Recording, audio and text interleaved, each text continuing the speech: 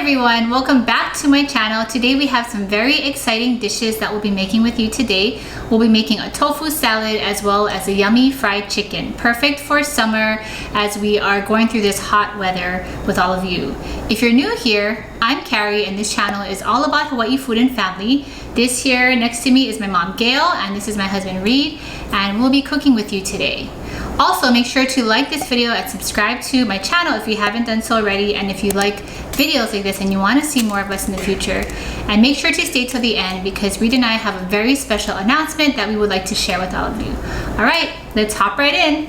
To make this tofu salad recipe, we researched a bunch of different recipes to get this one. So it's really going to be to taste. And so in our sauce, we're just adding some shoyu now, and then mom's gonna add some, this is olive oil. It said salad oil in a lot of different recipes that I looked at, but is that the same thing, Mom? Salad oil, olive oil? They're both oil, but olive oil tastes like olives. And then we're also gonna be adding 2 tablespoons of sesame oil as well. So unlike the salmon salad recipes we're using, this is definitely more of an oil-based dressing that we're making. And we also are going to be adding some sugar. I cut about 2 cloves of garlic, so mom's going to be adding about half. And then we always like ginger. Well, I personally, I like ginger in a lot of my sauces, so we're going to be adding some ginger in. Ooh, that looks thick. Looks pretty thick. That's good.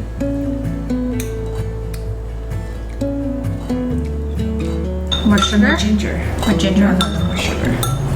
More ginger? I would go with all the ginger. Okay, ginger. See? Good thing we had the ginger already on hand. And put the garlic in. Ginger and garlic.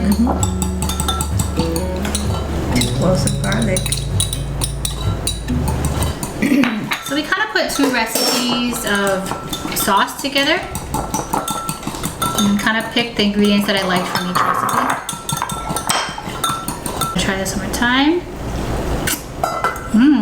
The ginger really does add a nice flavor to it. So if you do make this sauce at home, I would encourage you to put ginger in because it just brings out like that bite. The second thing we're going to do is we're going to blanch.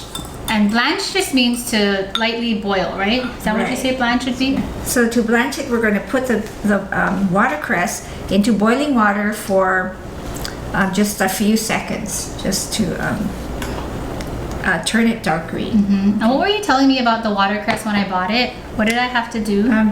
We just snapped off the tips, maybe an inch and a half, and just make sure you wash watercress really well. Because she said there's snails on it. Sometimes. I've seen I didn't know that. Yes. Personally, this is the first time that I'm actually cooking with watercress because I'm not generally a watercress fan, but I do eat it. This is like the only dish I think I eat watercress in would be the tofu salad. But generally, I don't cook with this vegetable. So if you have any tips and tricks about watercress that you use, write it down in the comments and let everybody know because, yeah, it's a new vegetable for me. Mom, how else would you cook watercress? Huh? How else would you cook watercress? In chicken heka, or just boil it and have it with shoyu and mayonnaise. It's delicious. So for our tofu salad, we already kind of prepared all of the vegetables because I didn't want to have you guys sit through watching me cut through all of these vegetables. So I'm just going to name what we're going to be using today. And in a lot of the recipes that I saw, generally they use a lot of watercress only, but I personally like, well, I'm not like the biggest watercress fan, and neither is Reed. So we decided to also use romaine lettuce as well. So we're gonna put the bottom of this dish will be the romaine lettuce. And I think it's just a lot more popular, I would say, with, you know, a lot of other people. So this is just 1 head of lettuce that we're going to be adding down first. So mom is doing a good job adding it down. And then also we are including bean sprouts, we are including cucumber, we have some tofu, we have tomato, green onion, and we also have canned salmon. So all the recipes that I also saw, they didn't have the canned salmon, but in my experience of eating tofu salad, a lot of people use canned salmon. So let me know too if you when you have tofu salad if you add anything else, because you really can add anything in this dish, right, Mom? Right, sure. It's a create your own. Create your own dish. It's fairly dry. And are you a watercress lover? I am. I love watercress. I do. Where do you find the best watercress comes from? The market? The market. Sumida Farm. The opium. Yeah, Sumida Farm. Right. Is that the one in Ayo? Yeah. So we're just adding it right on top. It does give like a different depth of green to this dish, which is kind of nice. It makes it a lot darker. And this is about half of a head of watercress that we got. I didn't use the whole head from the market, but this is about half. And we're gonna add on bean sprouts. All I did was, are you supposed to blanch these too? No, so did it say to blanch it? Because often you blanch bean sprouts. Okay, so we're gonna rewind a little bit. We decided, because I think you can do raw or you can blanch. Actually, we're going to blanch oftentimes it's just raw. the bean sprouts. We'll just blanch it for like 5 seconds or so. Yeah. Dorothy it. Whether it gets my Golden Girls jokes. No. So the water's boiling, so we're gonna add in the mung bean sprouts. And why do you think some people like to blanch? That's a good question. I think it takes off just a little bit of a, I don't know, maybe, I'm not sure actually. It's a good question. We should look it up. Why do you blanch? Why do you blanch bean sprouts? Write in the comments. Okay. Because you still want it crispy. Okay. That's it. Is it done? Oh, wow. That was a second. Yeah. It's ready. Okay, so we're gonna add on now the mung bean sprouts. Yep. Yeah? Go ahead. And just, I think what's nice about this salad is that there's a lot of colors that you can add, so aesthetically it looks really nice.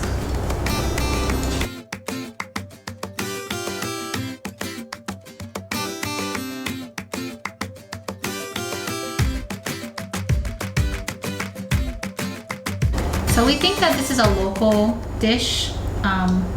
Growing up, I mean, I just remember having it at potlucks and having it available at parties. Basically, Mom, did you have this when you were a child, or is this more in your No. adult years? More in my adult years. So Grandpa didn't make this. Life on the plantation was very simple. This is a complicated dish, I guess. It's not complicated, but there's just a lot of steps. Okay, so after we put the bean sprouts, what do you think we should add on next? The salmon. Salmon. Okay, we're gonna add on salmon, and this is just the canned salmon that I got from Whole Foods. And I realized canned salmon is actually really expensive. Just saying.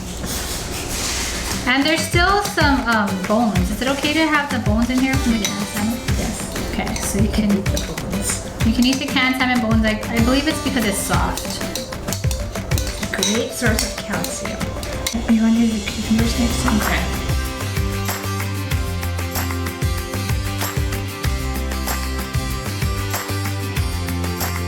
Onions, yep. Onions. And this is a sweet onion that I got.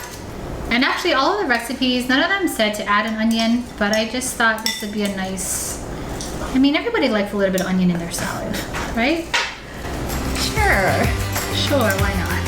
You want to put the tofu in, and then you can add tomatoes and Tofu. And the tofu that we got for this one, so if you watched our last video, I bought, that one was extra firm. This one is just firm.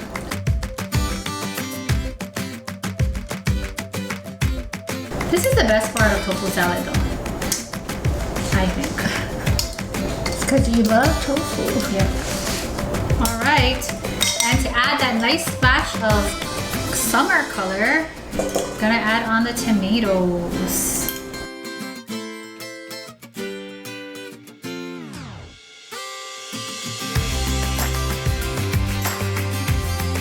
Okay, and last but not least, can't forget some green onion.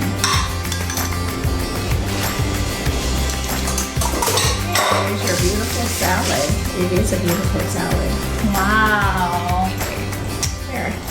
And this is a great dish to bring to, even just to have with your family at home, just for like a meal. I mean, I think this is a great way to, you know, have a healthy summer meal. All right, so now that we finished our tofu salad, which we're gonna be trying at the end, Reed is gonna show us how he is going to be making a yummy fried chicken. And where did you get this recipe? We're actually going to be making John Legend's legendary fried chicken. So we got the recipe from his YouTube page with Chrissy Teigen, and I saw it and I thought this would be a cool chicken to try. It's a little spicy, which I like spicy, but it's also sweet. It's got a, we're gonna finish it off, you'll see, with the honey, spicy honey glaze on the fried chicken. Ooh, I'm excited. Make sure to stay till the end for a special announcement that Reed will be making for all of you. And if you guys like the other fried chicken recipe that we made, we'll put a link to that in this video's description. But you guys can check that out too. It's just another way to make fried chicken. Yeah, that one was Korean. This one is Legendary. not. All right, so what do you have to do?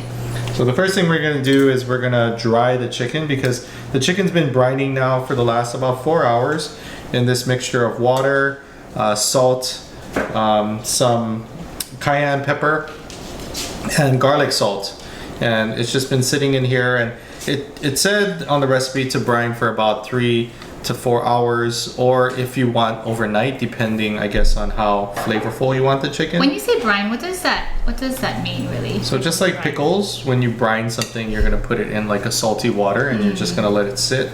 And the hope is that the salt and the spices get into the meat before you fry. So we'll start by taking the chicken out a few pieces at a time, and I just prepared a bowl where I'm just going to make sure we pat these dry. And the reason why we're patting it dry is because we're about to put the chicken into hot oil. So you guys know that oil and water don't mix, yeah? And that's part of the reason why we want to make sure we get as much of the water off of the chicken as possible.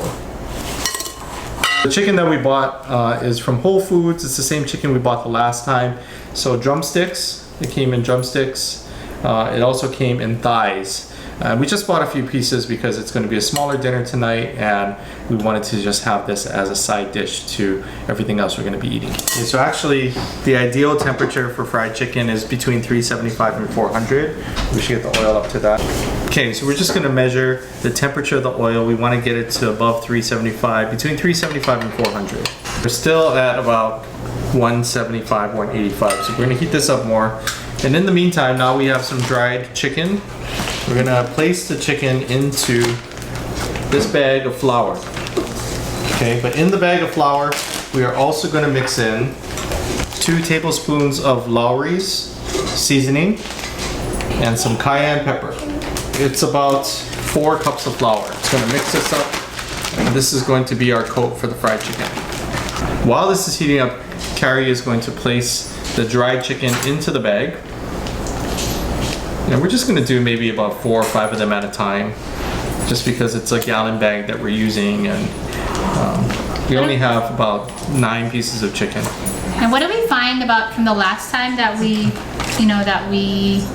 did this? We found that it was really useful, right? This technique of... Yeah, the last time we did this, it's a good technique to use because it actually coats the chicken all the way around.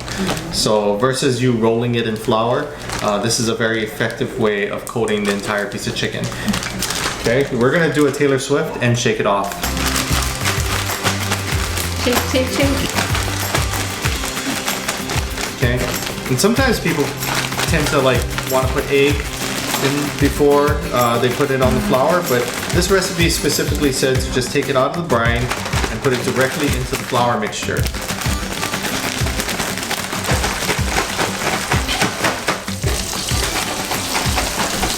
Take a bag. Shake it, I hope. Okay, so now we got about 4 pieces of chicken. It's ready to go in our flour mixture. So let's check on the oil again. Wave. Okay, so now our oil's at the appropriate temperature. We're right at about 375, in between 375 and 400. So we are going to take out our chicken that was just floured, and we're going to fry it. Look at that. Check that out. And so the appropriate length that we want to keep it in here for is between 12 to 13 minutes. We want to make sure it's fried all the way around.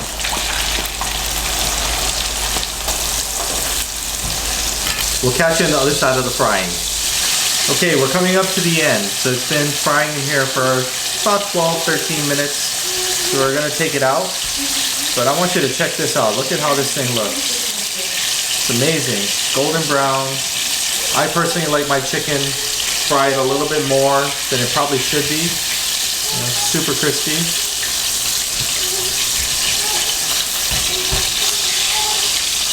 Look at this. Perfect.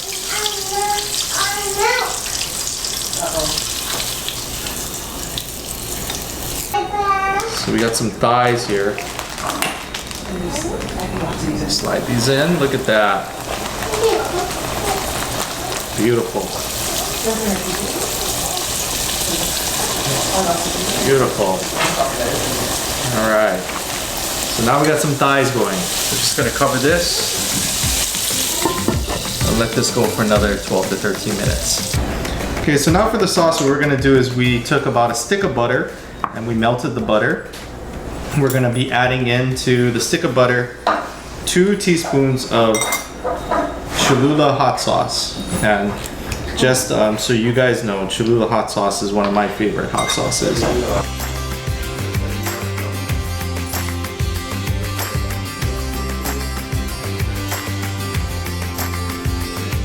Add in 2 of these, and I know this household doesn't really like spicy, so Cholula hot sauce.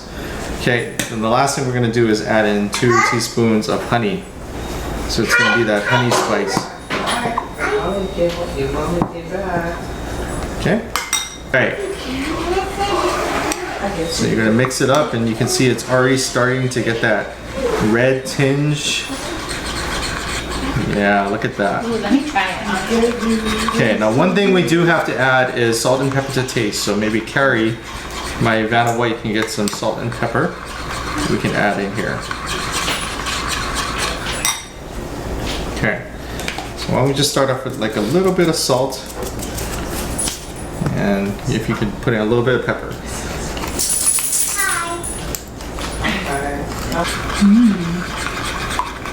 Okay. Smells spicy. Let me try some. It's very tangy. Yep. It's actually not very spicy at all. So that tells me we can add a little bit more of Cholula. Hi, sweetie. Hi, Aiko. Okay, so we'll add a little bit more Cholula just to give it a little bit more kick, because you can taste the honey, yeah? I can taste the honey a lot. Yeah. But it's a really nice dressing actually. Probably have to make more for that Romana chicken. No, because all we're going to do is baste it on. We're not going to be soaking it in. It's a base. That's good. My think family, that's good. we're not like the most spicy people. We're not. I'm going to add a little bit more salt because I think it could be a little bit saltier. But it has a nice sweet and salty, like a savory taste. So these flavors actually are really nice together. Yeah, thank you, John Legend. Yeah, this is a good sauce. So now that we're done, we can show you guys how to baste this onto the chicken. So let's start with one of the drumsticks. Just take one of the nice fried drumsticks and let's baste on some of this sauce. You want to go see what is on here? You want to Oh yeah, look at that. It looks good. That's good. Nice glaze, yeah. go this way? Hot.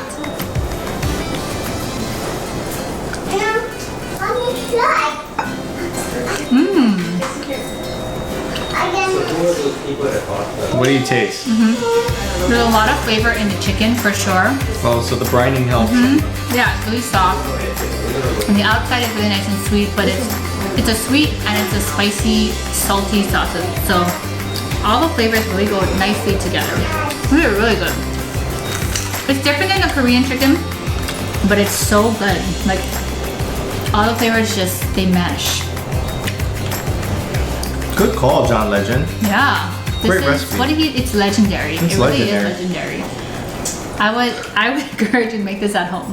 Why don't we ask the rest of the family now what they think? Well, I think we should try. They wanted to try both the tofu salad and the chicken. We're gonna do tofu salad and chicken trying now, so we will transition to that.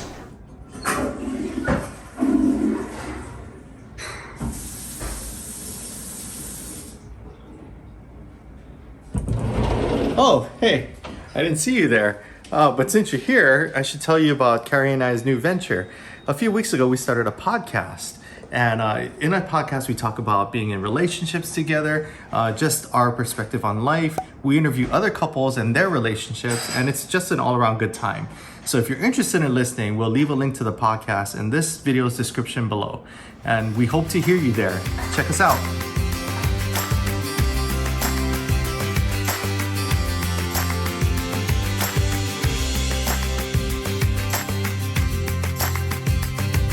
We're gonna try to get a little bit of everything in one little bite. Dressing. Okay. Look at that. Can you get some?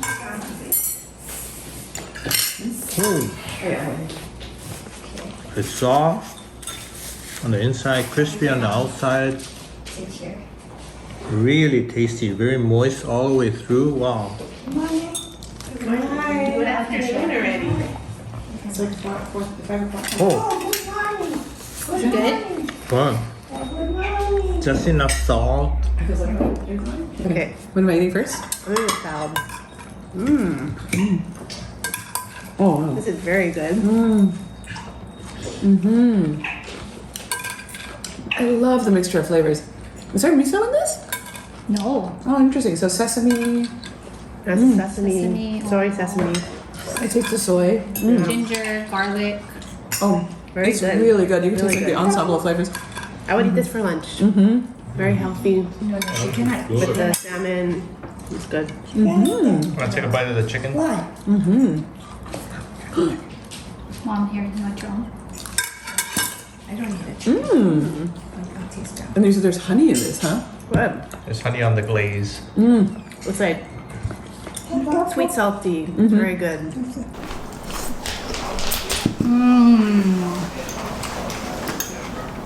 The mixture of flavors is really good. I like it with the salmon added. But it's very, very good. I like that we blanched the bean sprouts and the watercress. Watercress, yeah, because it just makes it softer to eat. But it's still crispy. Right? It's good. But I would recommend you make this at home. It's a healthy meal for lunch or for dinner. And it's a great way to give your family all of the nutrition it needs. All right. Well, anyway, wanted to end the video here. Hope you enjoy our cooking video today. And if you got to see Reed's announcement, I hope you listen to our podcast.